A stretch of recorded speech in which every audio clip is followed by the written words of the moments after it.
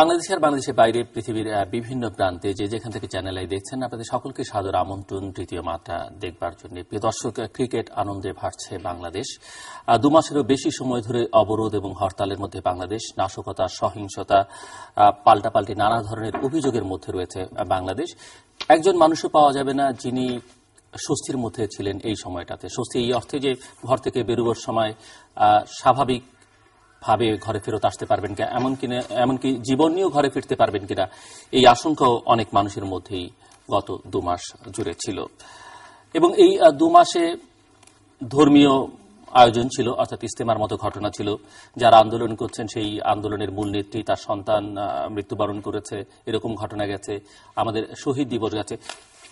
কোনো দিনই আমরা লক্ষ্য করিনি যে বিরোধী রাজনৈতিক পক্ষ যারা আন্দোলন সংগ্রাম করছেন তাদের পক্ষ থেকে তাদের আন্দোলনে কোনো শিথিলতা বা কর্মসূচি স্থগিত করবার কোনো ঘোষণা ছিল। কিন্তু বাংলাদেশ ক্রিকেট দল বিশ্বকাপে যখন ইংল্যান্ডকে হারালো, তারাও সকলের সঙ্গে সামিল হলেন এবং তাদের কর্মসূচির শিথিল ঘোষণা করলেন, যেটি গতকাল সকাল 6টা থেকে সন্ধ্যে 6টা পর্যন্ত।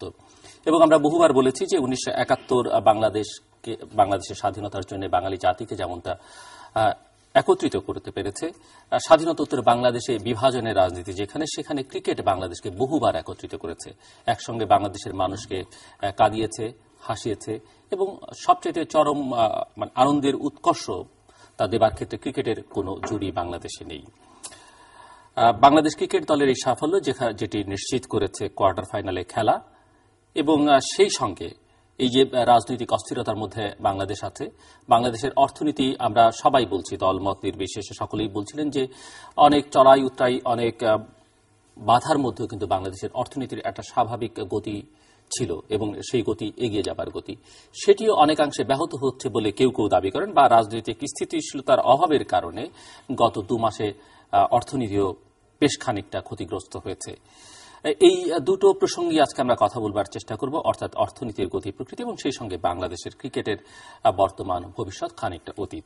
আলোচনা করবার জন্য আমার আজকের অতিথি তিনি আন্তর্জাতিক ক্রিকেট কাউন্সিল অর্থাৎ ইন্টারন্যাশনাল ক্রিকেট কাউন্সিল আইসিসির সভাপতি এবং বাংলাদেশ সরকারের পরিকল্পনা মন্ত্রী, জাতীয় সংসদ সদস্য আহমদ মোস্তফা কামাল, লোটাস কামাল। স্বাগত আপনাকে স্টুডিওতে। আপনাকে অনেক ধন্যবাদ। অনেক বলেছেন, আপনি নিজেই অনেক দূর পার করে দিয়েছেন।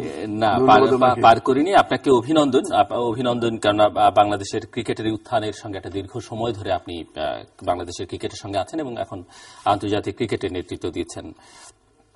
যে প্রশ্নটা দিয়ে শুরু করতে চাই যে বাংলাদেশ জয় পেল ইংল্যান্ডের সঙ্গে এবং যেটি কোয়ার্টার ফাইনাল নিশ্চিত করলো, একটি ম্যাচ হাতে রেখেই দেশের মানুষ উজ্জীবিত। আমি উল্লেখ করেছি যে দলমতের পার্থক্য, পথের পার্থক্য ভুলে গিয়ে সবাই একত্রে এই আনন্দটা করলো। নিঃসন্দেহে একটা অন্যরকম অনুভূতি, এই অনুভূতি আপনার মধ্যেও আছে।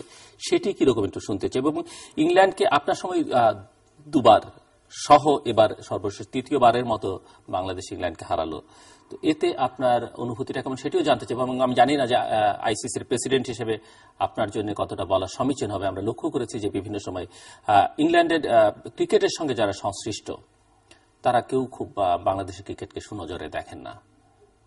Thank you. আসলে অত্যন্ত আনন্দের দিন, অত্যন্ত খুশির দিন। আমি সর্বপ্রথমে আপনার অনুষ্ঠানের মাধ্যমে আমি আমাদের দেশের রয়্যাল বেঙ্গল টাইগার, যারা বেঙ্গল টাইগার নাম হিসেবে যারা খ্যাত এবং যারা আজকে আমাদের জাতির জন্য লড়ছেন, এবং নিউজিল্যান্ড এবং অস্ট্রেলিয়া তারা বর্তমানে অবস্থান করছেন, আমাদের আগামী প্রজন্মকে স্বপ্ন দেখাচ্ছেন, আমরা যারা বেঁচে আছি আমাদেরকে উজ্জীবিত করছেন। তারা আমাদের প্রাণশক্তি, তারা আমাদের বিশ্বাস, ভালোবাসার জায়গা। তারা গতকাল যে কাজটি করেছেন সেটা ঐতিহাসিক একটি কাজ, এবং আপনি যথার্থ বলেছেন, জাতি প্রায় গত 2 মাস ধরে একটা বিশেষ কারণে দ্বিধা বিভক্ত ছিল, তাদের মাঝে দ্বন্দ্ব ছিল, তাদের মাঝে মতের অমিল ছিল, চলার পথ ভিন্ন ছিল। সকল কিছুকে পরিহার করে নিমেষের মাঝেই একটি বল শেষ বলের মাধ্যমে দেখলাম সবাই এক হয়ে গেল। তো জাতি আমাদের বাংলাদেশ, আমি বিশ্বাস করি আমরা অতীতও দেখেছি যখন কোনো বিপদ, যখন কোনো ঘূর্ণিঝড়, সিডর, এই জাতীয় কোনো প্রলয় যখন আসে, তারা এক হয়ে যায়। ক্রিকেটের সময় আমি নিজে বারবার দেখেছি এরা কিন্তু দ্বিধায় বিভক্ত থাকে না। Bangladeshis are always a united nation. Always they are united, and unitedly they fight for a cause and they go for a cause. তো এখন মানে একটু ইন্টারাপ্টে আমার এক কলিগ আজকে বলছিলেন যে বাংলাদেশ যদি এভাবে খেলতে থাকে, নিউজিল্যান্ডকে হারায় বা কোয়ার্টার ফাইনালে জিতে আরো কয়েক ধাপ এগুতে পারে, তাহলে হয়তো দেখা যাবে এই আনন্দে এই রাজনৈতিক অস্থিরতা অস্থিতিশীলতা সব কেটে যাবে, কিছুই থাকবে না, সব ধুয়ে মুছে একাকার আমি হয়ে আমার যাবে। সাথে একমত। আমি তো So, সিভিল সোসাইটি যা পাচ্ছে না, বিদেশিরা যা পাচ্ছে না, আমাদের উন্নয়ন সহযোগীরা, হয়তো ক্রিকেট বাংলাদেশকে আবার একটা শান্তির জায়গায় নিয়ে যেতে পারে। আমি যখন ক্রিকেট বোর্ডে ছিলাম, ক্রিকেট বোর্ড সভাপতি হিসেবে যখন দায়িত্ব পালন করেছি, তখন আমি এই ধরনের পরিস্থিতির মোকাবেলা করেছি। আমার একদিন খেলা ছিল শ্রীলঙ্কার সাথে, তখন একটা স্ট্রাইক ছিল বিরোধী দলের, 10 নম্বর মোড়ের ওখানে তারা টায়ার ফোড়াচ্ছিল। তো আমাকে বলা হলো যে খেলা বন্ধ করার জন্য, কিন্তু তখন কিন্তু অলরেডি এজেন্সির পক্ষ থেকে বলা হলো আমাকে, ইন্টেলিজেন্স এজেন্সিস তারা বললো যে খেলা বন্ধ করো। তো আমাকে বন্ধ করতে বলার পরে আমি দেখলাম যে অলরেডি মাঠে প্রায় 3 ভাগের 1 ভাগ দর্শক চলে আসছেন। আর খেলাটি যদি বন্ধ করে দেয়, সে সময় কিন্তু প্লেয়ারও মাঠে আছেন, 2 দলের প্লেয়াররা মাঠে আছেন, তারা মাঠের ভিতরেই তারা তাদের শরীর চর্চা ইত্যাদি করে যাচ্ছেন। তো এখন যদি খেলা বন্ধ করে দেয়, it will have a bad reaction all over the world, এবং এটার ইম্প্যাক্ট যেটা হবে এটা হয়তো ভয়াবহ হবে ক্রিকেটের জন্য। তো আমি নিজেই 10 নম্বরে গেলাম, আমি হেঁটেই 10 নম্বরে গিয়েছি। আমি গিয়ে জিজ্ঞাসা করলাম যে কারা এগুলো পড়াচ্ছে। তো কয়েকজন এগিয়ে আসলো, তো আমি বললাম যে এখানে তো খেলা হচ্ছে, এটা পুরানো হলে খেলা বন্ধ করতে হবে। আর যদি একবার খেলা যদি বন্ধ হয়, এই খেলা কখনো ফেরত আসবে না, বাংলাদেশের ক্রিকেট খেলা আর কখনো ফেরত আসবে না। আমি বলার সাথে সাথে যারা আগুন দিয়ে ফোড়াচ্ছিল, তারাই দেখলাম যে মনের আনন্দে লাথি মেরে সমস্ত আগুনগুলো নিবাচ্ছিল।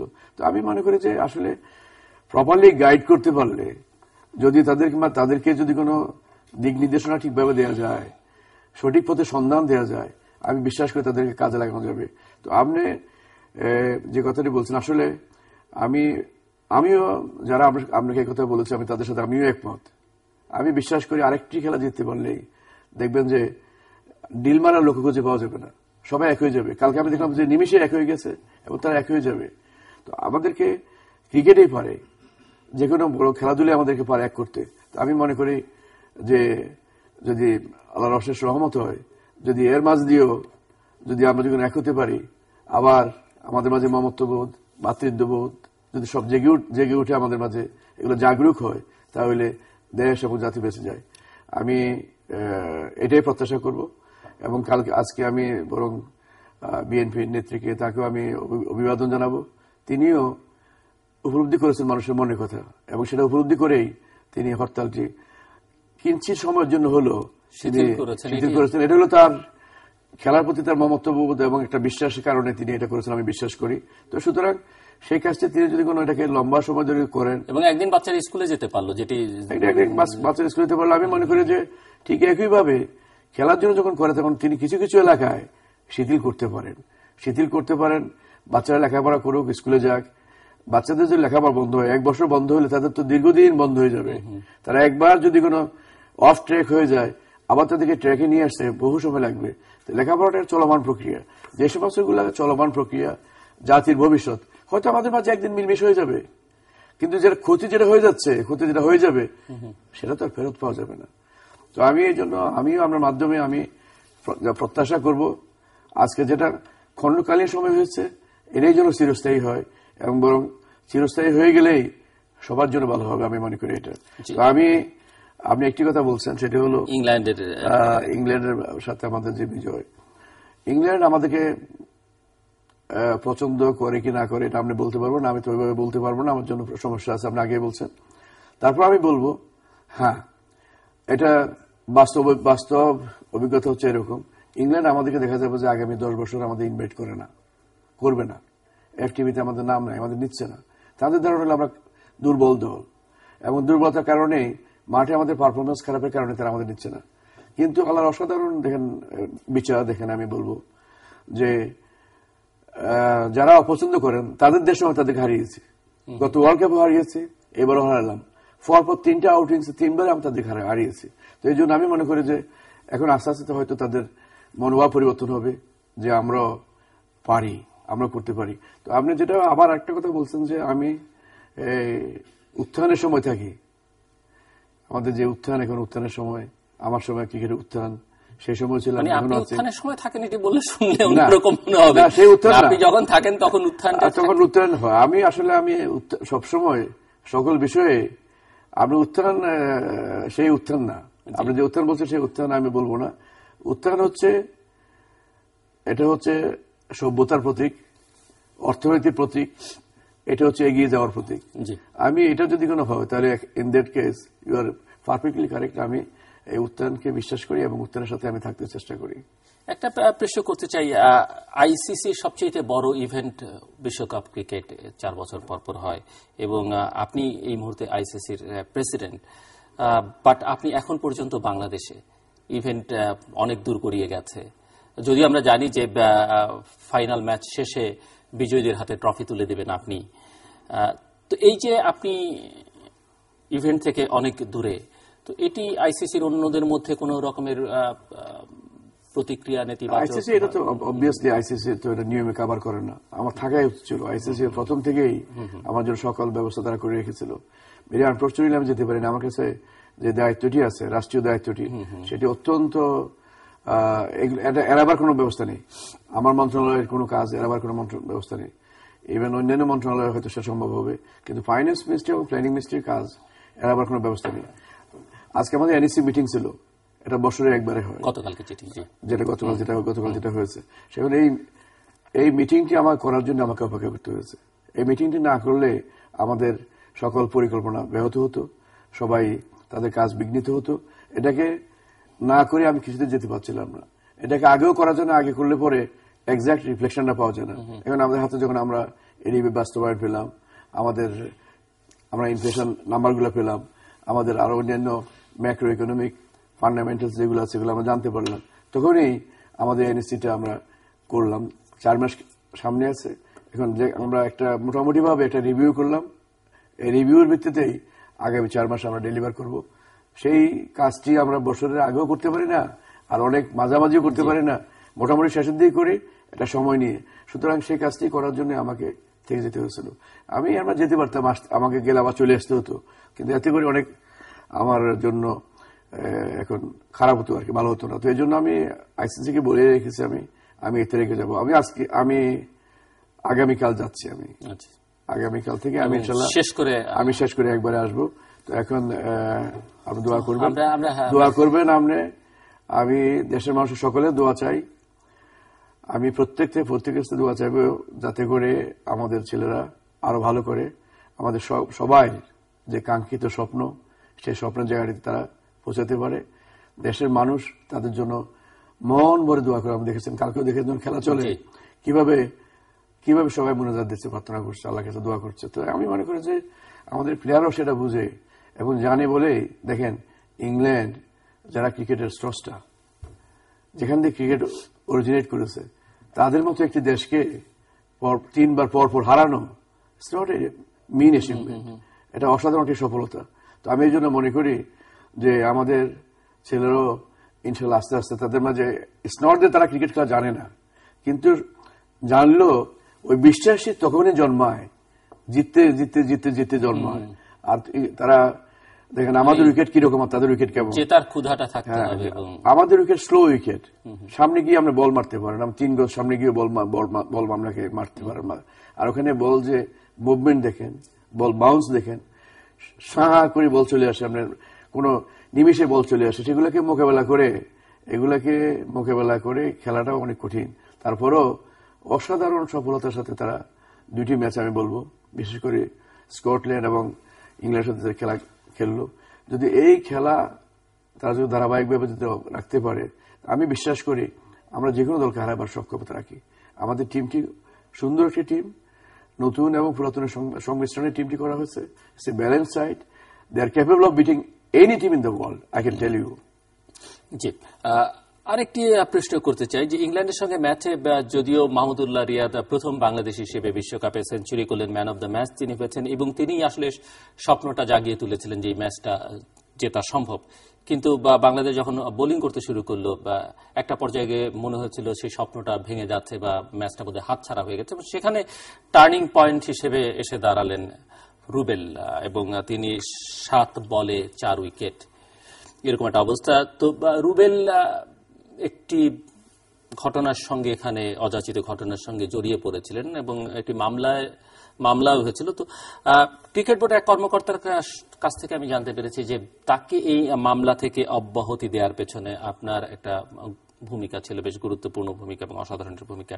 তো একটু বলবেন কিছু? এটাকে বলা কি উচিত হবে? আমরা একটু শুনি। না, এটা বিষয়টি হলো মাননীয় প্রধানমন্ত্রী তিনি নিজে অনুধাবন করলেন যে একজন খেলোয়াড় সে যদি এইভাবে এখন যদি কোনো খেলতে না যেতে পারে তাহলে ইন দ্যাট কেস আমাদের সক্ষমতা কমে যাবে। এর মধ্যে আমাদের পেসারটা এমনিতে আমাদের দুর্বল। মাশরাফি হি ওয়াজ লিম্পিং, মোরলেস লিটারালি হি ওয়াজ লিম্পিং। তাহলে আর আছে এক তাকসিন তো অনেক নতুন, তারপরে আমরা কতটা ডিপেন্ড করতে পারি। কিছুটা অভিজ্ঞতা সম্পন্ন আমাদের আছে রুবেল। তো এখন আলামিন তো আমরা তার ততটা ভরসা করতে পারি না, আলামিনও নতুনদের ক্যাটাগরিতে পড়ে। তো এখন রুবেল যখন এই ঘটনাটি ঘটলো তখন তিনি বললেন, আমাদের কাউকে বললেন যে ভালোভাবে আইনি লড়াই করে আইনজ্ঞ রেখে যারা আইন বুঝেন, ভালো অ্যাডভোকেট, ভালো সবকিছু সমর্থন দিয়েই তাকে যেন খেলতে যাওয়ার সুযোগ করে দেওয়া যায় সেটি লক্ষ্য রাখতে হবে। তো সেটি আমি করেছি এবং সেখানে আমাদের ক্রিকেট বোর্ডের সভাপতি সাহেব তিনিও এই ব্যাপারে কাজ করেছেন এবং আমাদের আরো যারা সংশ্লিষ্ট আমি বলবো তারা কিন্তু আমাদেরকে সাহায্য করেছেন এবং সাহায্য করেছেন বলেই রুবেল যেতে পেরেছে। একদম লাস্ট মুহূর্তেই আমরা রুবেলকে ছাড় করাতে পেরেছি। তো রুবেল গতকাল ছিল turning point. In fact he was the match maker. তার হাত ধরেই গতকাল আমাদের এই বিজয় আসছে। তো এখন আমি বলবো যে এটা আসলে ধন্যবাদ পাওয়ার যোগ্য আমাদের মাননীয় প্রধানমন্ত্রী। তিনি এতটা অনুভব করেন, আদারওয়াইজ অন্য কেউ হলে কোন খেলোয়াড় কোথায় আটকে পড়লো এবং খেলতে যাবে কি না যাবে তিনি অতটা হয়তো খেয়াল করতেন না, কিন্তু তিনি কিন্তু খেয়াল করেছেন। তিনি বললেন যে সে ভালো করুক আর খারাপ করুক সেটা ব্যাপার না, যদি কোনো কারণে খারাপ করে তাহলে বলা হবে যে রুবেল গেলে কিন্তু ভালো হতো। সুতরাং রুবেলকে he got to be the team and he should be member of the team. এই যে আইডিয়াটা, এই আইডিয়া কিন্তু অসাধারণ একটি আইডিয়া। রুবেল তার প্রতিদান দিয়েছে। রুবেল আমরা ভালো বলার, রুবেল আমরা ভালো বলার। আমরা জানেন আমাদের সবচাইতে ভালো ফেস যার আছে এটা হল রুবেলের। সে 146-147 কিলোমিটার বল করতে পারে, অন্যরা বল করতে অনেক কম, অন্যরা তো অনেক 130 বল করতে পারে না। তো এই জন্য আন্তর্জাতিক মানের একজন মিডিয়াম ফাস্ট বলার যাকে বলা হয় সেটা রুবেলই আছে বাংলাদেশে। সো আগামীতে আপনার কি ধারণা যে বাংলাদেশ ক্রিকেট দল কেমন করবে, কি প্রত্যাশা আপনার কাছে, বিশেষ করে এই বিশ্বকাপের কথা যদি জানতে চাই? আমি তো খুব খুশি হব। আমি তো আপনাকে আগে একবার বলে গেছি, যদি কোনো বাংলাদেশ জিতে, আল্লাহর মধ্যে যে কোনো ওয়ার্ল্ড কাপ জিততে পারে তাহলে আমার জন্য খুব সহজ হবে। আমি ট্রফি দিতে সুবিধা হবে, সাইজও আমার সমান। কিন্তু লম্বারা যদি কোনো লম্বা কেউ যদি জিতে যায় আমার জন্য কঠিন কাজ হবে। তখন তো আমি দেওয়াটা অনেক মিল হবে না, বেমানুন হয়ে যাবে। সেই জন্য আমি দোয়া করি, আমি সবসময় দোয়া করি। আর এই প্লেয়ারগুলোকে আমি চিনি। এই মাশরাফির সাথে অলমোস্ট যাওয়ার পরেও আমি কথা বলেছি, এখনো প্রায় আমার সাথে কথা হয়, মুশফিকের সাথে কথা হয়, সাকিবের সাথে কথা হয়। তো যাওয়ার আগে তাদের সাথে কথা বলেছি। আমি তাদেরকে চিনি, I know them, I know all of them. এবং তারা ভালো এবং আস্তে আস্তে তাদের কনফিডেন্স লেভেলটাও আরো বিল্ড আপ হচ্ছে। আমি মনে করি এগুলার কিউমুলেটিভ যে ফলাফল, এটা যেটা স্টেম আপ করবে এর থেকে, সেটা আমি মনে করি যে আমাদের অনেক সুফল বয়ে নিয়ে আসবে। এবং আমার মনে হয় আপনাদের বেশি দিন অপেক্ষা করা লাগবে না। আমার দৃঢ় বিশ্বাস ইনশাআল্লাহ। আমি সবসময় আশাবাদী মানুষ, এখন আমি আশাবাদ কথাই বলবো। মানে আপনার হাত থেকে না নিতে পারলেও বাংলাদেশের খেলোয়াড়রা কোনো না কোনো দিন এই ট্রফি নেবে, আপনার কাছ থেকে নিতে পারলে আমি আমার জীবদ্দশা আমি দেখে যাবো ইনশাআল্লাহ। আমি বিশ্বাস করি আমার খুব অসম্ভব নয়। কারণ শ্রীলঙ্কা যেবার বিশ্ব চ্যাম্পিয়ন হয়েছে সেবার আগে কেউ মনে করে আমরা সবাইকে হারিয়েছি। আমরা দেখেন আমরা সবাইকে হারিয়েছি, আমরা সাউথ আফ্রিকা হারিয়েছি, আমরা অস্ট্রেলিয়াকে হারিয়েছি, আমরা ইন্ডিয়াকে হারিয়েছি, আমরা সবাইকে তো হারালাম। তাহলে ইংল্যান্ড তো ছোট টিম না, ইংল্যান্ডকে যখন আমরা হারাতে পেরেছি আমরা, তাহলে আমরা সবাইকে হারাতে পারি। তো এখন ক্রিকেট হলো জেতার খেলা।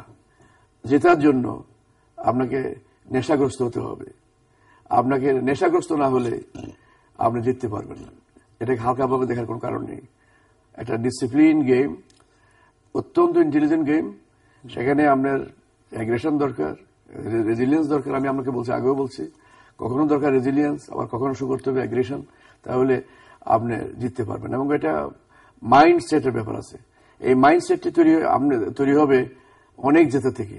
জিততে যেতে একটু যখন আপনি বুঝতে পারবেন যে he is nobody, I can face him. আর এখন আমার মনে হয় এখন তো জানি কার কোন দিকে উইকনেস আছে, কাকে কোথায় বল দিলে পরে সে খেলতে পারবে না বা কোনটা খেলবে, এবং সেভাবেই ফিল্ড প্লেসিং করা হয়। এতে করে আমি বিশ্বাস করি এখন আমাদের ছেলেরা অনেক ইন্টেলিজেন্ট, বাঙালিরা অনেক ইন্টেলিজেন্ট। এটা আমরা সাইজে একটু ছোট হতে পারি আমরা, আমিও তো সাইজে ছোট, কিন্তু আমি তো আইসিসি প্রেসিডেন্ট। সুতরাং আমি যদি আইসিসি প্রেসিডেন্ট হতে পারি, তাহলে আমার খেলোয়াড়রা আইসিসিতে বিজয়ী হবে না কেন, ইনশাআল্লাহ। এবং আমরা এখন আইসিসির প্রেসিডেন্টের কাছ থেকে বাংলাদেশের প্ল্যানিং মিনিস্টারের কাছে আসি। কালকে এনইসির একটি সভা হয়েছে, যেখানে প্রধানমন্ত্রী সভাপতিত্ব করেছেন, এবং আমরা সবাই জানি যে এটি অত্যন্ত গুরুত্বপূর্ণ একটি সভা। তো গতকালের এই সভায় আসলে কি কি গুরুত্বপূর্ণ সিদ্ধান্ত হয়েছে একটু বলুন। এনইসি সভাটি অত্যন্ত গুরুত্বপূর্ণ। এটা বছরে একবার হয়। এনইসি সভা যেটা করা হয় সেটা একটা স্টক টেকিং নেওয়া হয়। স্টক টেকিংটা হলো প্রত্যেকটা মন্ত্রণালয়ের মাননীয় মন্ত্রীরা আসেন, সচিব মহোদয়রা আসেন, তারা ব্যাখ্যা করেন তাদের যে বাজেট দেওয়া হয়েছিল, তাদের যে এডিবিতে যে বরাদ্দ দেওয়া হয়েছিল, সেই বরাদ্দ কতটা তারা ব্যয় করতে পেরেছেন, এবং ব্যয় করতে না পারলে তার কারণগুলো তারা ব্যাখ্যা করতে হয়। তো মাননীয় প্রধানমন্ত্রীর সামনে তারা এসে তাদের অবস্থান তুলে ধরেন এবং তারা তাদের সক্ষমতার কথা বলেন। যদি সক্ষমতা না থাকে, if it is otherwise, they will have to come up with explanations. তো এটা মাননীয় প্রধানমন্ত্রী শোনেন এবং আমরা সবাই শুনি। তো এখন সেইটা শোনার পরে যেটা করা হয় সেটা হলো তাদের কাছে প্রশ্ন রাখা হয়, বা তারাও বলেন আমাদেরকে এই বছর এডিবি বাস্তবায়নের জন্য এই পরিমাণ আমাদেরকে বরাদ্দ দেওয়া হয়েছে, it is not good enough for us, we need further money. কেউ হয়তো বলবেন যে আমাকে যা দেওয়া হয়েছে it's good enough for me, I don't need any more money. তো এখন এই জিনিসগুলা দুই তিনটা কাজ হয়। একটা হচ্ছে যে আমরা একটা মিড টার্ম রিভিউ করতে পারি। রিভিউর পাশাপাশি আমরা মোটামুটিভাবে আমাদের ফিউচার একটা প্রজেকশন আমরা পেয়ে যাই, আমরা কোন দিকে যাচ্ছি, কোথায় যাচ্ছি, এবং আমাদের কি হবে। আপনার এডিবি বাস্তবায়ন অত্যন্ত গুরুত্বপূর্ণ। এডিবি বাস্তবায়ন ভালো হলে আমাদের জিডিপিতে প্রবৃদ্ধি হবে। এডিবি বাস্তবায়ন হলে আমাদের কর্মসংস্থানের ব্যবস্থা হবে। এডিবি ভালো বাস্তবায়ন হয়, জিডিপিতে প্রবৃদ্ধি হলে আমাদের দারিদ্রতার হার কমবে। সকল দিকে আমাদের আমি মনে করি যে এগিয়ে যাওয়ার জন্য আমাদের যে প্রত্যয় যেটা আছে সেই জায়গাটিতে আমরা টাচ করতে পারি এবং সেখানে আমরা পৌঁছতে পারি। সেই জন্য এডিপি একটা আমাদের এগিয়ে যাওয়ার জন্য এটি কিন্তু বড় রকমের কম্পোনেন্ট।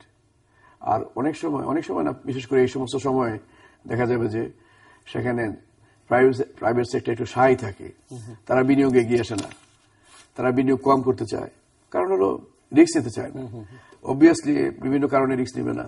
যখন রিস্ক নিবে না তখন গভর্নমেন্টকে রিস্ক নিতে হয়, গভর্নমেন্টকেই প্রাইম মুভারে কাজ করতে হয়, প্রাইমিং করতে হয়। তো এখানে এই প্রাইমিং করার জন্য তাদেরকে এখন গভর্নমেন্টকে এগিয়ে আসতে হয়, গভর্নমেন্টকে অর্থসার করতে হয়, গভর্নমেন্টকে বেশি খরচ করতে হয়।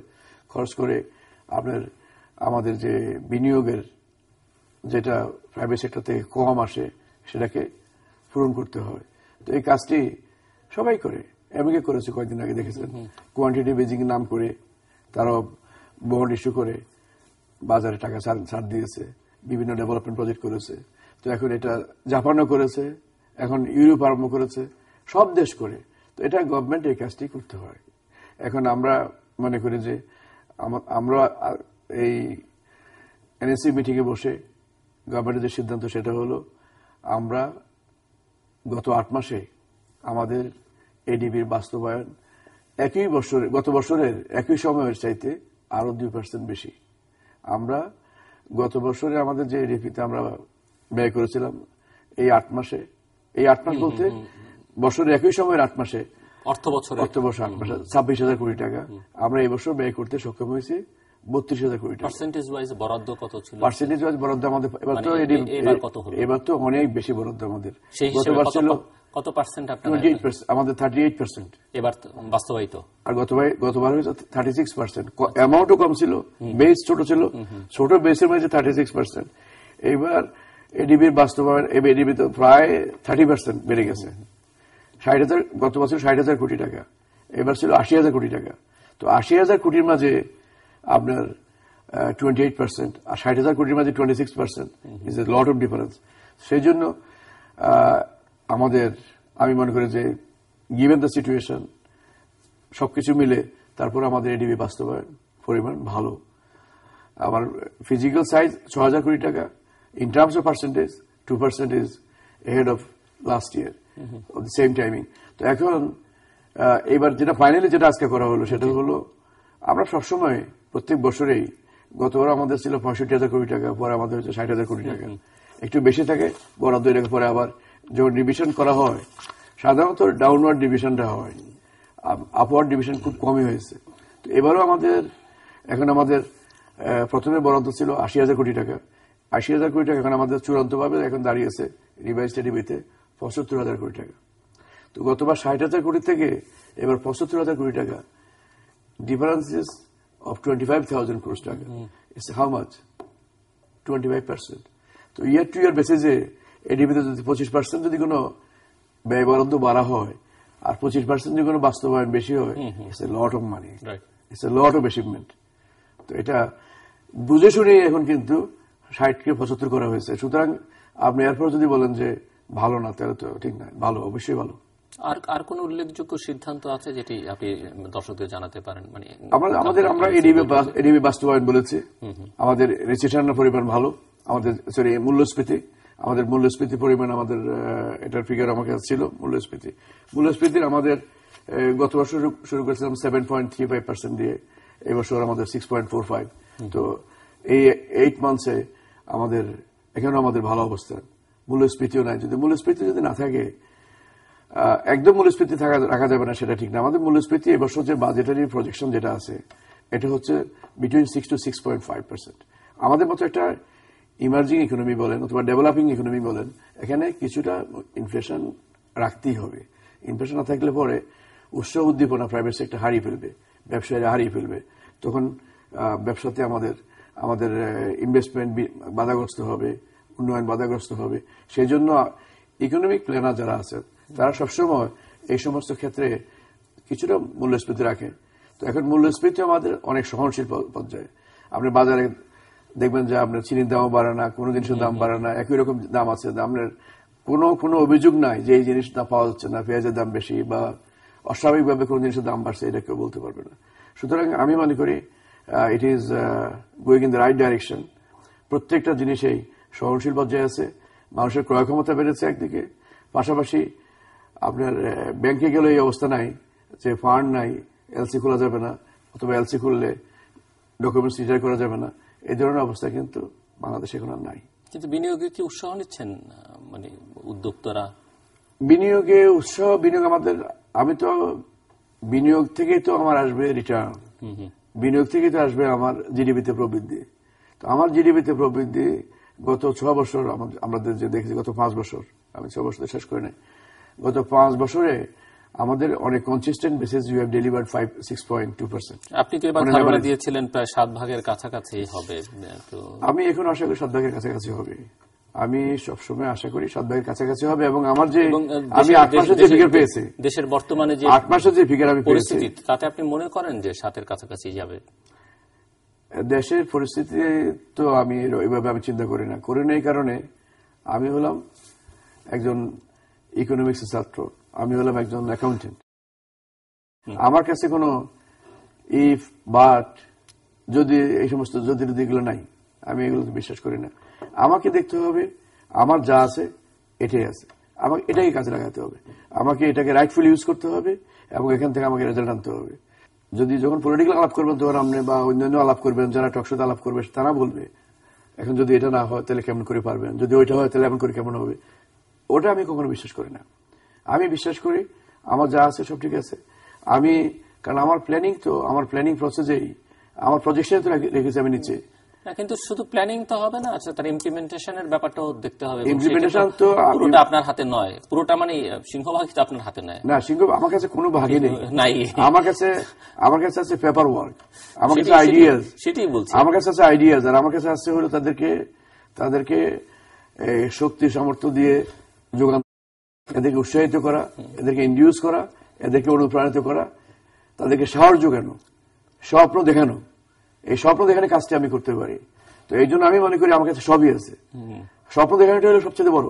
তো এখন এই যে আপনি বলছেন যে নাই এবং হবে না, আপনি হবে না বলছেন এই কারণে, কারণ স্বাভাবিকতা আপনার জায়গায় অন্য কেউ হলো এটাই বলবে, কিন্তু আমি মনে করি যে সেটা হবে এই কারণে, কারণ আমি যে 7% যে বলছি এটা অনেক কম বলছি। আমাদের স্বাভাবিক সময় হওয়া উচিত 9%, আমাদের 7 বলছি এই কারণে সেফটি নেট তো আমি অনেক বেশি রেখে দিয়েছি আমার হাতে। সেই জন্য বলছি যেটা it is gettable and it is certainly achievable. আমার সাথে যে কোনো অর্থনীতিবিদ বসে তিনি বলবেন যে ইট ইজ অ্যাচিভেবল। আপনি ওয়ার্ল্ড ব্যাংকে জিজ্ঞাসা করেন, ওয়ার্ল্ড ব্যাংক আমার সাথে last week world bank meeting করে গেছে, IMF মিটিং করেছে, এবং তারাও আমার সাথে একমত। তারা ভিন্ন জায়গায় ভিন্ন কথা বলুক, কিন্তু যখন আমার সামনে আসে তারা বলে যে you are right and it is achievable. আমি তাদেরকে সংখ্যা দিয়ে, নাম্বার দিয়ে, বিশ্লেষণ দিয়ে এবং প্রেক্ষাপট বিশ্লেষণ করে আমাদের, এবং কোথায় কোথায় সেফটি নেট গুলো আছে এবং কেন হওয়া দরকার, কেন হবে, আমি যখন এক্সপ্লেন করি তারা বিশ্বাস করে যে সেটা হবে। আমি তাদেরকে বলেছি 2025 সালে বাংলাদেশকে এখানে কোনো বেকার লোক থাকবে না। প্রত্যেকটা মানুষ যারা কর্মক্ষম তাদের সবাইকে এমপ্লয়মেন্টের ব্যবস্থা করবো।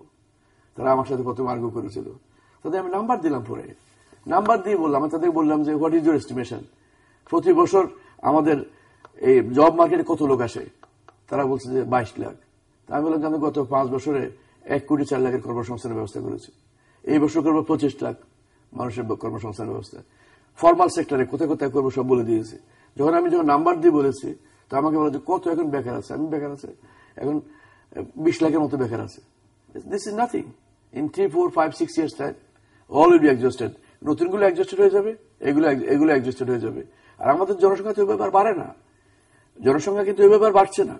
জনসংখ্যা ওইভাবে না বাড়লে আপনার জব মার্কেটও তো ইনটেক যেটা আছে it will not be flowing in that level. So it is also slowly, gradually, it is receding. It is having a declining trend. So এই জন্য আমি তাদেরকে বললাম, তখন তারা বিশ্বাস করলো yes, it is possible. আমাদের সামষ্টিক অর্থনীতির মৌলিক যে কম্পোনেন্ট গুলো আছে সেগুলো সম্পর্কে একটু দেশবাসীকে জানাবেন, বিশেষ করে জিডিপিতে প্রবৃদ্ধি নিয়ে তো আমরা কিছুটা কথা বললাম, এরকম আর যা যা আছে। আমি জিডিপিতে প্রবৃদ্ধি যেটা আছে আমি আপনাকে এটা বলতে পারি, গত বছর ছিল আমার 6.12, ফাইনালি যখন আমরা করলাম সেটা দাঁড়িয়েছে 6.16। লাস্ট ইয়ারে উই অ্যাচিভড 6.16%। এই বছর এটা আপনাকে তো একটু আগে বলছেন 7-এর কাছাকাছি হবে, তো আমি এখনো বলছি আপনি বলেছিলেন যে 7-এর কাছাকাছি হবে। আমি আর আপনি বলা কি বলা, আমি প্ল্যানিং মিনিস্টার, আপনি তো সঞ্চালক তো চালায়, তো আপনি চালাচ্ছেন। তো আমি আপনাকে বলছি আপনি আমাকে বিশ্বাস করেন, ঠকবেন না। এ পর্যন্ত আপনি আমাকে বিশ্বাস করে ঠকেন না, আমি এখনো বলছি আপনাকে আপনি ঠকবেন না। আমি যা বলছি আই রিয়েলি মিন ইট। ইনশাআল্লাহ উইল বি অ্যাচিভিং দ্যাট। আমি আপনাকে আবার বলি বিশ্বাস এখন এই কারণে, কারণ আমি আগেই বলছি আমাদের কিন্তু সক্ষমতা আছে অর্থনীতি 9%, আমরা কিন্তু সেখানে যাচ্ছি না, আমরা যাচ্ছি 7%। আমাদের এক্সপেকটেশন কিন্তু নট 9, ইট ইজ 7। আমি এটাও আপনাকে বলি গত বছর তুলনায় আমাদের এবছর জিডিপিতে প্রবৃদ্ধি অনেক ভালো, কিন্তু আমি নাম্বারটি এখন আমরা বলবো না। আমি এক বছর নাম্বার একবারে বলবো। I am not going to tell you the numbers. আমি এমনি আমার নাম্বার আমি জানি, আমি এটা বলবো না। কিন্তু আমাদের অন্যান্য কম্পোনেন্ট যেগুলো সম্বন্ধে আপনাকে বলি, দেখেন আমাদের তো এখন তো আমাদের আপনার হিসাবে সময়টি স্বাভাবিক না। রাজনীতিতে এই ধরনের অবস্থা সৃষ্টি হয়, মাঝে মাঝে হতে পারে, ডেভেলপিং ইকোনমিতে হয়। আমরা দেখেছি, আমরা ইভেন তাইওয়ানও মারামারি হয়, সংসদে দেখছি মারামারি হয়, হয়েছে হয়, ইত্যাদি ইত্যাদি হয়। আমার একটা বিশ্বাস, আমি জানি এই ক্রিকেটের জন্য যখন হরতাল উইথড্র করা হলো এবং ক্রিকেটের জন্য যখন দেশবাসী এক হয়ে গেল, ঠিক তেমনি ভাবে অর্থনীতির জন্য দেশবাসী এক হবে। এই ক্রিকেটের পরে আসবে অর্থনীতি।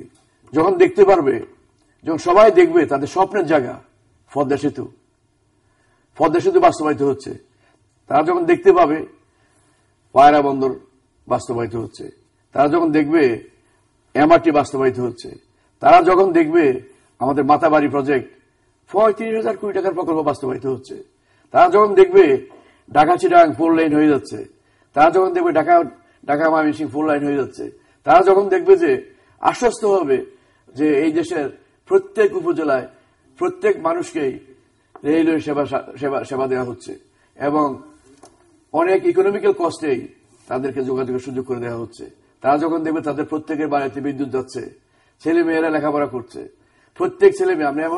আমি আপনাকে একদিন বলে গেছিলাম 2025 সালের মাঝে আপনি একজনও পাবেন না এই দেশের কৃষক যে ইংরেজি বলে না, একজনও পাবেন না সিএনজি ড্রাইভার যে ইংরেজি বলে না, একজনও পাবেন না। প্রত্যেক হবে এডুকেটেড গাইজ। এবং আমাদের এখন দেখেন 19 থেকে 59 পর্যন্ত এই বয়সের কর্মক্ষম মানুষ, আমাদের ইয়াংস্টার যারা আছেন, এরা কিন্তু অলমোস্ট 54%। আমি আমাদের যুব সমাজকে বলবো তারা প্রায় 54%। It's a huge safety net আমাদের জন্য। এটাকে বলা হয় ডেমোগ্রাফিক ডিভিডেন্ড। এই যে এত বড় সক্ষমতা, এই সক্ষমতা মাত্র অল্প কয়েকদিনই মাঝে কাজে লেগে যাবে সব। এদের কাউকে খুঁজে পাবেন না ডিল মারার জন্য। এরা ভালো কাজে আসবে। তারা যখন আশ্বস্ত হবে, আমি আবারও বলি, তারা যখন দেখবে economically they are moving forward, ক্রিকেটে দে আর মুভিং ফরওয়ার্ড, সকল ক্ষেত্রে যখন দেখবে যে বিজয় আর বিজয়, নিজকেও বিজয় মনে করবে। আজকে জিল্লুর সাহেব কয়েকদিন আগে একটা পত্রিকায় দিয়েছে, আপনি দেখেছেন, ডেইলি স্টার ছাপিয়েছে, প্রথম আলো ছাপিয়েছে, প্রাইস ওয়াটারজন কুপার্স। তারা বলেছে 2050 সালে বাংলাদেশ হবে পৃথিবীর 23তম অর্থনীতিতে সমৃদ্ধশালী দেশ, 23rd largest economy in the world. This is Bangladesh. Bangladesh is going to be the 23rd largest economy in the world. এবং তাদের মতে সেই সময় আমরা অস্ট্রেলিয়ার উপরে থাকবো, মালয়েশিয়ার উপরে থাকবো, আমরা মালয়েশিয়ার উপরে থাকবো, অস্ট্রেলিয়ার উপরে থাকবো। এই ধরনের কথা শুনলে আমার কিছু ভালো লাগে না? সবারই ভালো লাগে, শুনতে তো সবকিছু ভালো লাগে। কোনটা হয় নাই? আমাকে বলেন না কোনটা হয় নাই। শুনতে চাইবো যে আমরা কি কালকে আমরা যে গতকালকে আমরা হারাই নাই অস্ট্রেলিয়া, আমরা ইংল্যান্ডকে হারাই নাই, ভালো লাগে না? আমরা নিঃসন্দেহে ভালো লাগবে না। ইংল্যান্ডকে যদি হারাতে পারি তাহলে অস্ট্রেলিয়ার উপরে আমরা যাবো না কেন 2050 সালে? আমরা তো 2041 সালে ইউরোপের যে কোনো দেশের তুলনায় আমরা উপরে থাকবো। আমরা তো মাঝে মাঝে হারাতে চাই না। আপনি যেটি আগে বলছিলেন যে একটা ধারাবাহিকভাবে হচ্ছে আমাদের আমরা এগোচ্ছি আস্তে আস্তে। এই জন্য আমরা মার্জিন রেখে কথা বলছি। আমি আপনাকে আগে বলছি এই যে অনেক মেগা প্রজেক্টের কথা উল্লেখ করলেন এই আলোচনার মধ্যে, শুনতে সবই ভালো লাগবে, কিন্তু এখন তো জনগণ একটু বুঝতে চাইবে, দর্শকরা বুঝতে চাইবে, আমিও বুঝতে চাই যে এই প্রজেক্টগুলো যেগুলোর কথা আপনি উল্লেখ করলেন কোনটি কি অবস্থা একটু শুনি। আপনি কি এখন পদ্মা সেতুতে আপনার কাজ হচ্ছে দেখতে পাচ্ছেন? এই বছরের শেষ নাগাদ পদ্মা সেতুতে আপনার ভিজিবল হবে সব জিনিস। সেতু আপনার মোটামুটি রূপরেখা পেয়ে যাবে। রূপপুর পাওয়ার প্ল্যান্ট কাজ চলতেছে সমানে, ডে আর নাইট কাজ চলতেছে। আপনার এখানে মাতার বাড়িতে কাজ চলতেছে। আমাদের এমআরটি প্রজেক্টে কাজ শুরু হয়েছে। ঢাকা চিটাগাং 4 লাইন ম্যাক্সিমাম 3 থেকে 4 মাস এই বছরে উদ্বোধন হবে। যদিও আমরা আরো 2 মাস বাড়াই দিই, জুনে না হলে অগস্ট মাসে হবে, আমরা এটা আশা করি। ঢাকা ময়মনসিংহ 4 লাইন, এটা আমাদের এই একই সময়ের মাঝে এটাও হবে। এরপর আমরা এখন আরো প্রকল্প নিচ্ছি। আমরা ঢাকা আশুলিয়া এখন আমরা এটাও 4 লাইন করবো। এখানে আমরা এলিভেটেড এক্সপ্রেসওয়ে করবো। আমরা ঢাকা চিটাগাং এলিভেটেড এক্সপ্রেসওয়ে করবো। এই আমাদের যে স্বপ্নগুলো, আমাদের একটা তো বন্ধ নেই, এগুলো এটা তো কাজ হচ্ছে। একমাত্র দুইটা ডিপসি পোর্ট, এইগুলোর জন্য ফিজিবিলিটি স্টাডি হচ্ছে, এগুলো কাজ আমরা আরম্ভ করতে পারি নাই। আমরা বলছি যে আমাদের যে টার্মিনাল যেটা হবে, হ্যাঁ, সেই টার্মিনাল যেটাতে আমরা গ্যাস আসবে, গ্যাসিফিকেশন হবে, এরপর আমাদের মেইন লাইনে যাবে, সেটাও তো আমরা কাজ শুরু করেছি। টেন্ডার হয়েছে, অলরেডি কাজ তো দেওয়া হয়েছে। তো এই জন্য কোন একটি প্রকল্প তো বসে নাই। আচ্ছা, এই প্রকল্পগুলো আপনি বলবেন যে কিভাবে সম্ভব? এখন মাতারবাড়ি প্রজেক্ট, এটা প্রজেক্ট কস্ট হচ্ছে 35,000 কোটি টাকা। এই 35,000 কোটি টাকা আমরা আগে চিন্তা করে দেখেন, 2006 সালে পুরো বাজেট সাইজে ছিল, পুরো এডিবির সাইজে ছিল 22,000 কোটি টাকা। এডিবির সাইজে 22,000 কোটি টাকা, এখন একটা প্রকল্পের 35,000 কোটি টাকা। How it is possible? Because out of 35,000 কোটি টাকা বাংলাদেশ গভর্নমেন্টের কস্ট হলো মাত্র 5,000 কোটি টাকা, 6,000 কোটি টাকা। Out of 35, 6,000 crores taka is coming from Bangladesh government, and rest 29,000 crores is coming from Japan. সেই জন্য প্রত্যেকটা প্রকল্পে এখন টাকা হইল বাইরের, আমাদের টাকা তো কম লাগতেছে। এই জন্য আমরা অনেক মেগা মেগা প্রকল্প আমরা একসাথে হাতে নিতে পারছি। আপনার রেলওয়ে আমাদের স্বপ্নের জায়গা, আমরা রেলওয়ে নেটওয়ার্ক এমন ভাবে বিস্তৃত করব, এত সুন্দর রেলওয়ে সার্ভিস দিব যেটা বাইরের বিশ্বের যে কোনো দেশের সাথে আপনি তুলনা করতে পারবেন। আর করতে হবে আমাদেরকে, বিকজ আমাদের যে কানেক্টিভিটির জন্য আমাদের রেলওয়েকে চায়নার সাথে একদিকে ইন্ডিয়ার সাথে will have to make the system কম্পিটিবল।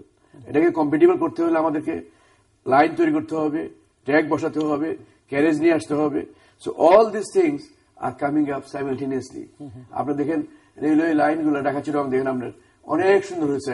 এখন আমরা আরম্ভ করেছি প্রত্যেকটা আমাদের যে স্টেশনগুলো আছে, রেলওয়ে স্টেশনগুলো, এগুলোকে সুন্দর করা, বসার জায়গা সুন্দর করা, ট্রেনগুলো সুন্দর করতেছি। এখন আস্তে আস্তে দেখে আমরা সবাই তাদের আইডিয়া দিব যে নষ্ট না করে, ব্যবহারগুলো আমাদের শিখিয়ে দিতে হবে। সেগুলো করলে পরে ইউরোপের ট্রেন লাইন যেরকম অতটা কাছে হয়তো যেতে পারবো না, কিন্তু মোটামুটি ভাবে আমাদের ধারণা হচ্ছে যে আমরা এর কাছে যাব। তো আমাদের এই রেলওয়ে সম্বন্ধে আমাদের অনেক স্বপ্ন হচ্ছে ড্রেজিং নিয়ে আমরা অনেক কথা বলেছি। নৌপথের কথাও জানতে চাইছিলাম, সেখানে আমাদের দেশের মানুষকে আমরা নৌপথে এবং ট্রেন লাইনের মাধ্যমে অত্যন্ত ইকোনমিক্যাল কস্টে আমরা এদেরকে পার করব, যাতায়াতের ব্যবস্থা করব। আর আমি মনে করি যে ইভেন যে passengers they will be paying just a small amount of money. আমরা সেখান থেকে রেভিনিউ অর্জন করব গুডস থেকে, কমার্শিয়াল গুডস যেগুলো আছে সেগুলো ট্রান্সপোর্টেশন থেকে আমরা পানি পথ বলেন আর রেলপথ বলেন, সেখান থেকে আমরা কস্ট আদায় করব। কিন্তু জনগণকে, মানুষকে আমরা অনেক সাবসিডি দেব, সাবসিডি দিয়ে কস্ট ওখান থেকে আদায় করব। বিদেশেও তাই করা হয়। বিদেশে by far railway and waterways are the cheapest means of communication. So we are going to do that. আমরা এখন বাইরের সাথে আমরা কিন্তু ইনোভেট করি না, we are just copying what India is doing, we are copying India. What China is doing, we are copying them. তারা যা করছে সেটা আমরা কপি করতেছি। আমরা কপিকেট বলেন না যাই বলেন, উই আর জাস্ট কপিং। তো এই জন্য আমাদের ভালো করতে পারলে কোনো সমস্যা নেই, ভালো ইনশাআল্লাহ ভালো হচ্ছে। আমি সেটাই বলছি, ভালো হচ্ছে। আপনি দেখেন আজকে যারা আমাদের বিরুদ্ধে কথা বলেন, সব বলেন ঠিক আছে, আমি বলবেন ঠিক আছে, ফাইন। অনেক সময় উচিত কথা বললে, সত্যি কথা বললে, আমি সত্যি কথা বলি, হয়তো আমার প্রতিও অনেকের রাগ থাকতে পারে, কিন্তু আমার সত্যি কথা বলা তো অপরাধ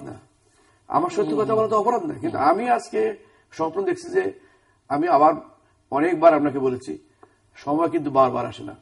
একটা জাতির জীবনে সময় বারবার আসে না। আমি একটা ছোট উদাহরণ দিই। 2001 সালে চায়নার অর্থনীতির আয়তন ছিল $1.2 ট্রিলিয়ন, 1,200 বিলিয়ন ডলার 2001 সালে। আর 2008 সালে সেটা হয়ে গেল $6 ট্রিলিয়ন। 8 বছরে অর্থনীতির সাইজ 6 গুণ বেড়েছে। আমাদের কিন্তু কি বেড়েছে? 2001 থেকে 2007 এই টাইমটা ছিল best timing globally for every countries. সবাই সমানে এগিয়েছে। আমরা কি এগুলাম? আমরা এগোতে পারি নাই। কি কারণ? কারণ হলো 2001 থেকে 2008 পর্যন্ত আমার দেশে ইলেকট্রিক লাইনে এখানে ইনস্টলড ক্যাপাসিটি বেড়েছে 1257 মেগাওয়াট। 8 বছরে 1257 মেগাওয়াট। তাহলে কিভাবে এখানে বিনিয়োগ হবে আমাকে বলেন? সকল ফরেন ডাইরেক্ট ইনভেস্টমেন্ট। আপনি জানেন সেই 8 বছরে সারা পৃথিবীতে এফডিআই পরিমাণ কত ছিল? এফডিআই পরিমাণ ছিল 242%। 242% ছিল এফডিআই পরিমাণ। আমরা 1%ও পাই নাই। আমরা এশিয়া, যেটা ছিল আমাদের এশিয়া, ট্রান্স এশিয়ান যে আমাদের যে রেলওয়ে নেটওয়ার্ক, ওইটাও মিস করেছে। আমরা ফাইবার অপটিক্স, ওইটাও মিস করেছে। তো উই মিসড এভরিথিং, তো আমি এই জন্য বলবো, বারবার সুযোগ আসে না। সুযোগ যখন আসবে এটা ব্যবহার করতে হবে। টাইম ইজ আওয়ার্স নাও। এখন এই সময়টা আমাদের ব্যবহার করতে হবে। আমি সবাইকে বিনয়ের সাথে বলবো, অনুরোধ করব এই অনুষ্ঠানের মাধ্যমে আমাদেরকে অর্থনীতির এলাকায় কাজগুলো করার জন্য সুযোগ করে দেন। যদি অর্থনীতি এলাকায় যদি কোনো সমৃদ্ধিশালী হয়, আমরা তো একবারও কেউ বলেন না, আমাদের কোন টকশোতে কেউ তো বলে না যে এখানে এই দেশে দুর্নীতি হচ্ছে, চুরি হচ্ছে, কাজ হচ্ছে না, উন্নয়ন হচ্ছে না, এটা তো কেউ বলে না। এই কথা যদি বলতে আমি খুশি হতাম, যে আমি তাহলে বুঝতাম যে দেখো এটা বলে না কি জন্য, কেন আন্দোলন আমি যাই না। আমি এই যে জন কেরি এটা উনি লিখছেন ঢাকা 22 ফেব্রুয়ারিতে, উনি নিজে বলছেন বাংলাদেশ বিভিন্ন ক্ষেত্রে এত ভালো করছে অথচ এত সহিংসতা কেন। জন কেরি আপনি দেখবেন, আপনি দেখছেন এটা। তো আমারও সেটা প্রশ্ন, আমার একই প্রশ্ন, রাজনীতি করেন না, আন্দোলন করেন, সব করেন, সব ঠিক আছে, সব ঠিক আছে, সব চলবে, কিন্তু একবার চিন্তা করেন যদি ফ্যাক্টরিগুলো বন্ধ হয়ে যায় কতগুলো মানুষ নাকি মারা যাবে। এ তো আমাদের মানুষ, আমাদের সন্তান, এদেরকে যদি কোনো একবার যদি কোনো আমাদের এখান থেকে যদি কোনো এগুলো যদি কোনো বন্ধ হয়ে যায়, আবার এদেরকে খুঁজে নিয়ে আসা, আবার এই অর্ডার সংগ্রহ করা কঠিন কাজ। তো এই জন্য আমার অনুরোধ থাকবে, ক্রিকেটের জন্য যেমন আমাদের মমত্ববোধ আছে, অন্তত ইকোনমিক কারণেও এই মমত্ববোধটা আসা উচিত। অন্য ক্ষেত্রে আমরা রাজনীতি করেন, পলিটিক্সটা ইনক্লুসিভ হলে বাকিটাও হয়ে যায় অনেকে মনে করেন আর কি। আমি তো এটা পলিটিক্সের কথাই বলছি, politics of development, politics of cricket, এই দুই জায়গায় আমি আপনাকে বলি নাই ক্রিকেটের সম্বন্ধে বলছিলাম, মাফ করে দেন আমাকে, আমি ক্রিকেটের ব্যাপারে পলিটিক্স করেন, আমি বলছিলাম এক অনুষ্ঠানে, তো আমি যেটা বলছি সেটা হলো, তো একদিনের জন্য হলো তো হয়েছে সেটা আমি বলছি, আমি এই অনুষ্ঠানে বলেছি, আমি অনুরোধ করেছিলাম যে ক্রিকেট তখন খেলা ছিল, আমি বলছিলাম যে প্লিজ খেলাগুলো আমাকে চালাতে দেন, অন্তত পলিটিক্স এখান থেকে দূরে রাখেন। তো দূরে রেখেছিলেন, এই যারা আজকে এখন করছেন তারাই দূরে রেখেছিলেন। তো আমি মনে করি যে এখন ঠিক একইভাবে আমাদের এখানেও for the cause of development, for the cause of our future, আমাদের আগামী প্রজন্ম, আমাদের তাদের জন্য তারা স্বপ্ন দেখে, তারা অনেক বড় স্বপ্ন দেখে। এখন আমাদের ছেলেমেয়েরা বিদেশে নাই, তারা সব চলে আসছে এখানে কিন্তু অনেকের ছেলেমেয়েরা কিন্তু লেখাপড়া এখানে কাজ করে, আব্দুল মনির সাহেবের ছেলেমেয়েরা করে, হাসেম সাহেবের ছেলেমেয়েরা এখানে এদেশে কাজ করে, আমাদের যে অল্প সবাই কিন্তু এই দেশে কাজ করে, এই দেশে চলে আসছে, দেখেন এই দেশে চলে আসছে। তো আমি এই জন্য মনে করি আমাদের এখানে যে সক্ষমতা জায়গাগুলো আছে এগুলো ভালো করতে হবে। এই যে এত হাঙ্গামা, এই হাঙ্গামার মাঝেও গত 8 মাসে আমাদের এক্সপোর্টে প্রবৃদ্ধি আছে, রিমিটেন্স বেড়েছে 8%, আমাদের রিজার্ভও বেড়েছে। তো আমাদের ইভেন যে রেভিনিউ জেনারেশন 18% বেড়েছে গত 7 মাসে।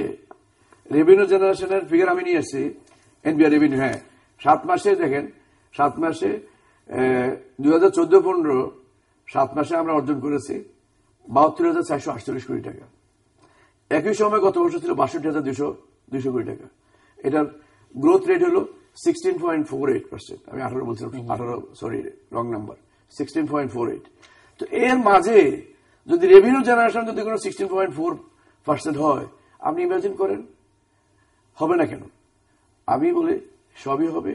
এখন শুধু আমার অনুরোধ থাকবে সবাই কাছে, আমি অনুরোধ করতেছি, বারবার এপিল করতেছি, আমাদের এই স্বপ্নের প্রকল্পগুলো বাস্তবায়ন করতে দেন আমাদেরকে, আমাদের এই মেগা প্রজেক্টগুলো আমাদের করতে দেন। আমরা অনেক, আপনি দেখেন আমরা অনেক বিনিয়োগ করেছি, বিদ্যুৎ খাতে বিনিয়োগ করেছি, আমরা বিদ্যুৎ খাতে আমরা কত বিনিয়োগ করলাম এই গত 5 বছরে, আমরা 42,000 কোটি টাকা বিদ্যুতে বিনিয়োগ করেছি। আমরা শিক্ষা খাতে বিনিয়োগ করেছি গত 5 বছরে 31,000 কোটি টাকা। শিক্ষার মান নিয়ে অনেক প্রশ্ন আছে, যদি শিক্ষার কথা আপনি বলছিলেন, মানে আমি মান নিয়ে পরে আসি, কোয়ান্টিটি হয়তো দেখানো যাবে কিন্তু কোয়ালিটিটা নিয়ে অনেক বড়। আমি এটা জবাব আমি দিব, এটা আপনাকে জবাব দেওয়া সহজ, এখানে কোনো তর্ক করেন না, তো খুব কমই তর্ক করেন। সড়ক জনপথে আমরা খরচ করেছি এই 5 বছরে 32,000 কোটি টাকা, এবং আমাদের রেলের জন্য আমরা খরচ করেছি এগুলোর জন্য আপাতত গত 1 বছর আগে করে নেই, গত 4 বছর 5 বছর 4.5 বছর 16,000 কোটি টাকার মতো আমরা খরচ করেছি। তথ্য প্রযুক্তি এখন যেখানে এটা আমরা একদম গ্রাসরুট লেভেলে নিয়ে গেছি, 3G থেকে আমরা এখন 4G তে যাচ্ছি, আমরা সেখানেও আমরা খরচ করেছি 6,500 কোটি টাকা আমরা খরচ করেছি গত 4 বছরে। তো এতে করে আমি মনে করি যে আমাদের যে এই যে সার্থকতাগুলা, এগুলাকে ধ্বংস করা যাবে না, এগুলাকে এগিয়ে নিয়ে যেতে হবে। আমি নিয়ে যাই, অন্য কেউ একদিন নিয়ে যাবে, আপনি নিয়ে যাবেন, অন্য কেউ আসবে, সবাই স্থায়ীভাবে কেউ থাকবে না, পরিবর্তন আসবেই, অর্থনীতির পরিবর্তন আসবে, গভর্নমেন্টের পরিবর্তন আসবে না কেন? গভর্নমেন্ট কি আমরা কি এক গভর্নমেন্ট কি সারা জীবন থাকবে নাকি? থাকবে না, পরিবর্তন আসবে আপনার। কিন্তু অর্থনীতিকে ধ্বংস করে দিয়ে ওই পরিবর্তনটা হওয়া উচিত না। এই মানুষগুলো, সাধারণ মানুষ মারা যায়, এটা ঠিক উচিত না। এটা আমি মনে করি উচিত না। আমি খালি এটা এর বাইরে কিছু বলবো না, এটা উচিত না। তো এখন আপনি শিক্ষার কথা বলছেন যে শিক্ষার কোয়ান্টিটি হচ্ছে, মান খারাপ। প্রথমে যেটা করতে হবে দেখেন, এখন থেকে 200 বছর আগে পৃথিবীতে 85% মানুষ ছিল অশিক্ষিত। 85% মানুষ ছিল অশিক্ষিত মাত্র 200 বছর আগে। খোদ আমেরিকাতে প্রতি 100 জনে 9 জন ছিল diploma holder, high school diploma, গ্রাজুয়েটও ছিল না। তো তারা তো প্রথমে কোয়ান্টিটি দেখেছে। এখন কি হচ্ছে, এখন সারা বিশ্বে 86% হলো শিক্ষিত মানুষ আর 14 ভাগ হলো অশিক্ষিত মানুষ। এটা কিন্তু কোয়ান্টিটি গেছে। তো আমাদের এখানে যখন আমরা কোয়ান্টিটিতে, আমরা বাই দি ইয়ার 2021 যখন when will complete primary education, universal primary education, সবার জন্য শিক্ষা আমরা শেষ করে ফেলবো, then will go for the quality. আমাদের এখন 67% মানুষ এডুকেটেড। এখন এই এডুকেটেড মানে বলতে আপনি এখানে তারা এখন কলেজে যাও, কলেজ বা ইউনিভার্সিটি বেরো নাই। আমাদের ইউনিভার্সিটি কিন্তু কম বেরোচ্ছে না এখন। প্রত্যেক বছর আমাদের পাবলিক এবং প্রাইভেট ইউনিভার্সিটি থেকে আমাদের 3.5 লাখ ছেলে মেয়ে বেরোচ্ছে। It's not a small thing, আপনি চিন্তা করে দেখেন। তো এগুলা যদি কোয়ান্টিটি না হতো, এগুলো তো বেরোতে পারতো না। ইনিশিয়াল ফাউন্ডেশনটা হতে এটা কিন্তু হচ্ছে।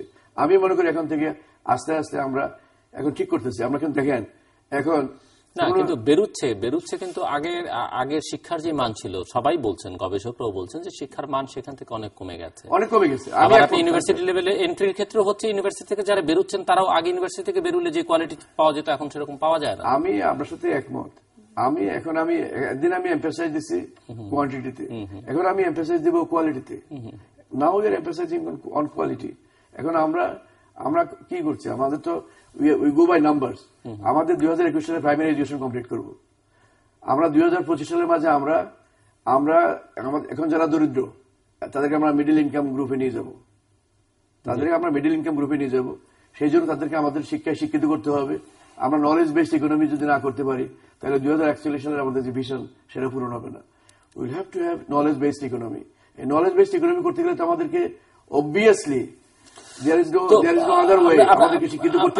আমরা শেষের দিকে সবকিছু বিবেচনায় মনে হচ্ছে আপনি অনেকটা আশাবাদী, কিন্তু এই যে পলিটিক্যাল আনরেস্ট যেটি আপনি বলছেন, ইকোনমির দিকে তাকিয়ে এখান থেকে সরে যাওয়ার জন্য, ক্রিকেটের দিকে তাকিয়ে এখান থেকে সরে যাওয়ার জন্য, কিন্তু ওই ডেমোক্রেসি, ইনক্লুসিভনেস, এইসব প্রসঙ্গগুলো তো ঘুরে ফিরে আসে, এবং সেগুলো যদি আপনি এনশিওর না করতে পারেন তাহলে আসলে এটা কতটা সাস্টেনেবল হবে? ইকোনমিস্টরাও প্রশ্ন তুলছেন, পলিটিক্যাল সায়েন্টিস্টরাও প্রশ্ন তুলছেন।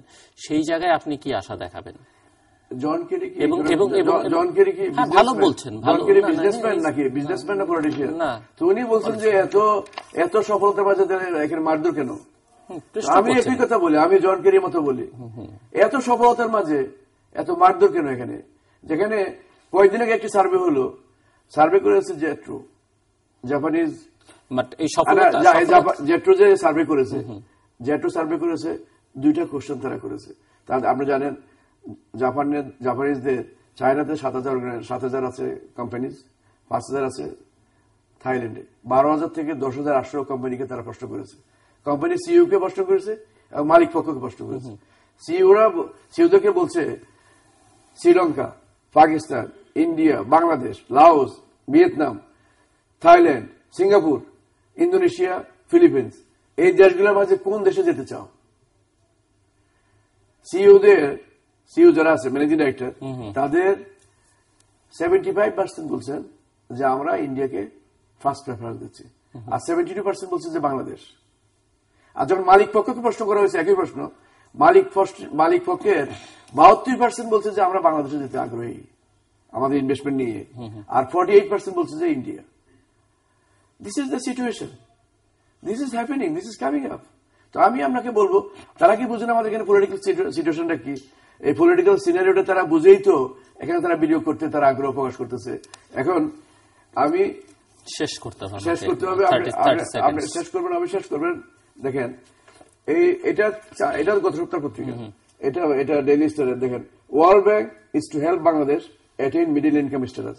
ওয়ার্ল্ড ব্যাংক নিজেই বলছে, আমার সাথে মিটিং করে তারা বলছে যে তারাই নিজেরাই আগ্রহী বাংলাদেশকে সাহায্য করার জন্য, যাতে আমরা মিডল ইনকাম স্ট্যাটাসে পৌঁছাতে পারি। এটা হলো IMF একদিন পরেই আসছে আমার সাথে দেখা করতে, তারাও দেখা করে বলছে যে European Union sign 783 million aid deal and wants to see country as a peaceful middle income country. তারা কিন্তু পলিটিক্যাল শব্দ ইউজ করছে, পিসফুল চাচ্ছে। তো আমিও আমার স্বপ্ন কিন্তু আমি বাংলাদেশ একটি সুন্দর বাংলাদেশ, স্বপ্নের বাংলাদেশ, একটি peaceful, progressive and prosperous Bangladesh হিসেবে আমি দেখতে চাই। আমিও হানাহানি মারামারি দেখতে চাই না, মানুষে মানুষে হানাহানি খুনাখুনিটা আমি দেখতে চাই না। মানুষে মানুষের মমত্ববোধ, ভাতৃত্ববোধ এটা আরো জাগরুক হোক, এটা আরো শক্তিশালী হোক, এটা আমি কামনা করি, এটা আমি সবসময় কামনা করি। আমি হানাহানি মারামারি পক্ষে না। আমি বিশ্বাস করি সত্যের জয় হবে। আল্লাহ রাব্বুল আলামিন পবিত্র কোরআনে যে ইরশাদ করেছেন সূরা বনী ইসরাঈলে, যা আল হাক্কু ওয়া জাহাক্কাল বাতিল ইন্নাল বাতিলা কানা জাহুকা, অসত্য চলে যাবে, সত্যের বিজয় হবেই হবে, আমি বিশ্বাস করি। অনেক ধন্যবাদ মিস্টার আহমদ মোস্তফা কামাল। দর্শক, কথা বলছিলেন international cricket council ICC president এবং বাংলাদেশের পরিকল্পনা মন্ত্রী আহমদ মোস্তফা কামাল। বিশ্বকাপ ক্রিকেট চলছে এবং ক্রিকেটের ফাইনাল ম্যাচ শেষে বিজয়ীদের হাতে পুরস্কার তুলে দেবেন তিনি, এবং আমরা গর্বিত যে তিনি বাংলাদেশের একজন নাগরিক। এবং বাংলাদেশও এখন বিশ্বকাপের লড়াইয়ে আছে, কোয়ার্টার ফাইনাল খেলবে বাংলাদেশ। এবং আমরা চাই, আমাদের স্বপ্ন দেখতে নিশ্চয়ই সবার ভালো লাগে, স্বপ্ন থাকা উচিত। মিস্টার মোস্তফা কামালের কাছ থেকে হাত থেকে বাংলাদেশ যদি বিজয়ী ট্রফিটা নিতে পারত, সবাই আমরা, গোটা বাংলাদেশের 16 কোটি মানুষ সবচেয়ে বেশি আনন্দিত হতো। তিনি যেমন হতেন, খেলোয়াড়রা হতেন, আমরা সবাই হতাম। হয়তো এটি অনেক বড় স্বপ্ন দেখা হয়ে যাবে, কিন্তু বাংলাদেশ এই স্বপ্নকে ধারণ করে আরো অনেক দূরে এগিয়ে যাবে এবং নিশ্চয়ই কোনো না কোনো একদিন বাংলাদেশ বিশ্বকাপ জয়ী হবে, এটি আমাদের সকলের প্রত্যাশা। এবং এই ক্রিকেট যে বাংলাদেশের মানুষকে এক করতে পারে, সেটি আবারও প্রমাণ রাখলো বাংলাদেশ ইংল্যান্ডের ম্যাচ শেষে। এবং সেটি তিনি মনে করেন যে অনেক বৈরিতা সত্ত্বেও, অনেক বিরোধ বিভাজন সত্ত্বেও ক্রিকেট আসলে বাংলাদেশকে ঐক্যবদ্ধ করতে পারে, দলমত পথের পার্থক্য ভুলিয়ে দিতে পারে, সকল ভেদাভেদ ভুলিয়ে দিতে পারে, যেটি প্রমাণ পাওয়া গেছে। এবং আমরা আশা করি যে আগামী দেশ এক ধরনের রাজনৈতিক অস্থিরতার মধ্যে আছে, আগামী ম্যাচগুলোতে যদি বাংলাদেশ একটার পর একটা জিততে পারে, জয় এনে দিতে পারে, সেখানটা তো বাংলাদেশ সেই আনন্দে যেমন উদ্বেলিত হবে, একই সঙ্গে স্বস্তির নিঃশ্বাস ফেলবে, যে শান্তির কথা মিস্টার মোস্তফা কামাল বলছিলেন, সেই শান্তি পাবে বাংলাদেশের মানুষ। এবং বাংলাদেশ অর্থনীতিভাবে এগিয়ে যাচ্ছে, এগিয়ে যেতে পারে, অপার সম্ভাবনা, এ কথা নিয়ে কোনো বিতর্ক নেই। দেশের ভেতরে নেই, বাইরেও নেই। এক ধরনের রাজনৈতিক অস্থিরতা নিয়ে সংশয় দেশের ভেতরে আছে, বাইরে আছে। সেখানে সবাই মিলেমিশে কাজ করবার একটা পরিবেশ তৈরি করা দরকার, এবং এখানে সকল পক্ষকেই আসলে আরো খানিকটা উদার হতে হবে। যেহেতু আমরা গণতান্ত্রিক পরিবেশের মধ্যে থাকতে চাই, গণতন্ত্রকে আরো শক্তিশালী করতে চাই, এবং অর্থনৈতিক উন্নয়নের জন্য যেটি খুবই জরুরি। দর্শক, আমাদের সঙ্গে থাকবার জন্য অসংখ্য ধন্যবাদ। আপনাদের সবার জন্য শুভকামনা।